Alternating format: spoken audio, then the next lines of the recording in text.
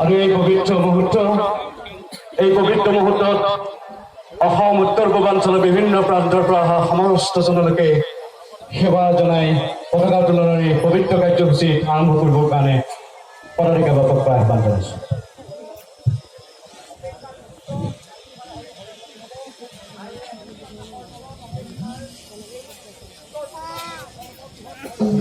What?